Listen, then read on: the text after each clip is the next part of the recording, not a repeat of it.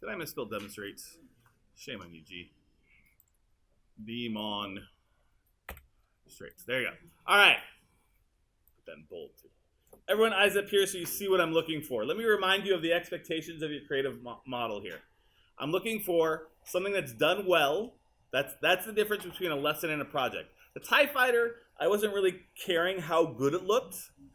This one, I do care a little bit of how good it looks. I am keeping in mind that this is one of your first projects, right?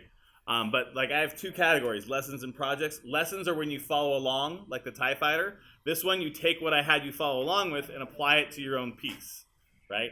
So, advanced students, thank you for participating. All right, let's see. It's all one piece. It starts from a cube or some other object with no triangles. I'm going to be looking for triangles. I'm going to be on a hunt for triangles, right? It demonstrates that you know how to manipulate edges, vertexes, and faces.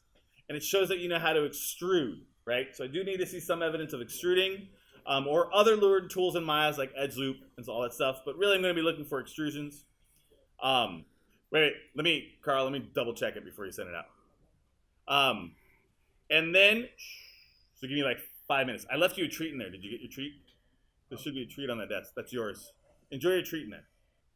And it needs to be complex enough to reflect your modeling skills. Like a baseball bat or a football are going to be too simple, right? So make sure it has enough detail on there. If you chose a very simple object, maybe you can add a few more details in the next hour or so. All right. So I just want to show you quickly how to turn it in. I'm going to leave this up here on screen. If you feel like you're ready to turn it in, we're going to go back to spinning it. But remember, the other thing you're going to do is delete the image planes. So once you have this all done and you delete the image planes, I have nothing to compare it to. And usually, even you that have modeled it and stared at the image, it starts to look better when you get rid of those image planes. You're like, oh, this isn't bad, right? When you don't see like that professional drawing right next to it, yours looks tremendously better, right? So we're not going to put it on a trail like we did with the TIE Fighter. I just want you to spin it so I can get a nice, good examination of it. But you're going to do that Friday. Again, when are we training this in class? Friday. Good job. All right. So let me show you how to just do the combining and the cutting one more time. We're going to need this code, the move -x space -a space 0 semicolon. I'm going to make this very, very, very low on the bottom. And then I'm going to make this very, very, very high on top. And kind of just go through it. So my guy's not done, but I'm still going to demonstrate on how to do it because some of you have been asking. More than one of you has been asking, so I want to do it. I'm going to demo this again on Friday. I repeat, I'm demoing this on Friday again. This is just for good measure. So some people want to do a mirror cut or do the duplication.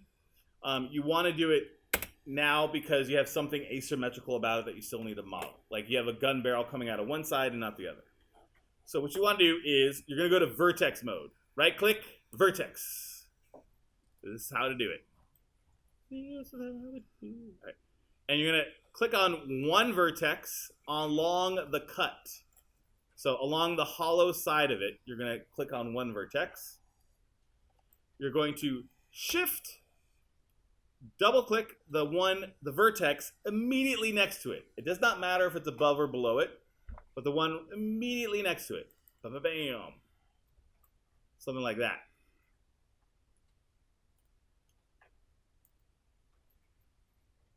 You know you're doing it right when it just gets that whole ring. If you do it wrong, if you do something like that, and if it gives you all of them, you've done something horribly wrong. Unclick it, do it again. If you do something like, oops, that didn't even do it. Anyway, sometimes you get a segment, so just shift, double click the one right next to it, and then you're set. So you gotta select one, shift, double click the one right next to it, and then you're going to type in this right here. Move space -x space -a space 0 semicolon, or right here. MOVE space -x space -a space 0 semicolon. Now, if you're like Cole, or if you are, there's a few other people, you might actually, instead of typing in X, you might type in Z or Y, because you might have a different cut. If you've cut it this way, or if you've cut it this way, right? If you're cutting it this way, vertically, that's going to be a Y right there. If you cut it this way, it's going to be a Z. So some of you might have to change that letter. Okay. Then I'm going to hit enter. You're going to notice I have some crooked vertices. After I hit enter, they're going to be all flat. Okay. Boom. What I want to make sure is I want to make sure there's no overlap. Like, for example, sometimes this outer edge, like more than one vertex gets pushed over. So sometimes you still have something creeping over. That usually means that you had a second vertex that wasn't there. Damn, John, those smell good. I'm supposed to be losing weight. No. All right. Then we can go to duplicate. Edit up top. Now we're ready to copy it. Edit up top. I'm going to hit duplicate special box. The box right there. So edit, duplicate special, and the box. And remember, if you ever see a sequence of 3 numbers, always assume it's XYZ. Right? And so I'm going to, right here, this is the X one. So if I typed in X for here, I'm going to do the first box. If I typed in Y for right here, I'm going to do the second box, Y. If I'm going to do the third box here, if I typed in Z for the box right here, I type in -1 there. But for me, I want -1 to be the first one along scale. And then I hit duplicate special. You are not out of the woods yet. You are not out of the woods yet. Looks like an elfin trunk, which is supposed to be. It's supposed to be like that Mandalorian. It's supposed to reflect the Mandalorian.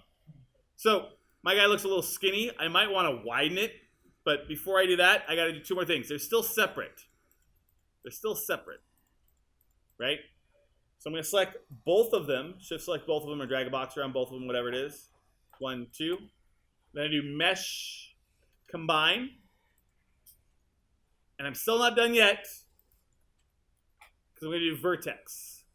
And remember, the center vertexes are not stitched together yet. So the last step you got to do is you got to do mesh combine, and then you can do edit mesh and choose merge. And what that did was, you don't really see the result, but it's really helpful for later, is your vertexes, you originally had 2 vertexes right there, and now you have 1. Okay. One last thing I want to show you. New deal. Everyone stop. Everyone stop. New. Something new. Okay, this is a great example. Everyone watching? Tap your neighbor. Make sure they're watching. This is something I might have mentioned but not shown you. All right? Notice when I get to 3 mode, I lose a lot of this crease here. If I look at my picture, Kieran and Dylan, if I look at my picture right here, that corner off this edge is rather sharp, right? And if I look at it here, it's not sharp at all. It looks rather bleh, right? So I want it in 3 mode because I like how smooth the cockpit looks, right? That's a cool little smooth spot. But I need a sharp edge right here. Okay, the trick to get a sharp edge to look sharp in 3 mode is to add an edge loop or 2 or 3. You don't want to do this till the very end. So I'm in 3 mode, but I want that corner to seem very hard in 3 mode. So I'm going to go to my tools, mesh tools, insert edge loop, and I'm going to grab this edge here. I'm just going to push it really close to that corner. Right? And now when I hit 3, oops, get out of my tool. It's already looking like a way better. I don't know if you remember here, I'll undo it. That's what it looked like before. And now I'm going to go back to my edge loop here.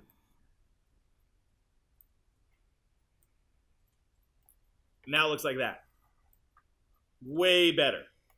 I could fiddle with it some more. I could add some edge loops down below. Or I could do an extrusion on the face, but I'm just going to leave it with 1 edge loop there. That really kind of helps create that lip or that corner right there. I also have the problem here. If I go to 1 mode, that's a very flat edge. But if I go to 3 mode, it's not flat. So again, with my edge loop, mesh tools edge loop, I can just grab it in here. Now when I go to 3 mode, now it's holding its shape way more. Quit, go back to 3. So at the very end, if you like it in 3 mode, except for a few certain spots, if you like it in 3 mode, except for a few certain spots, add an edge loop here or there at the places where you want those sharp corners. That'll dramatically change the way it looks. Okay? Obviously, I need to do a little more work on mine. And that's all I wanted to show you. Questions? Again, I'm going to show you how to merge the 2 copies together tomorrow. I'm going to repeat that whole copying and moving your vertexes process over and over again. Oops, I'm all done.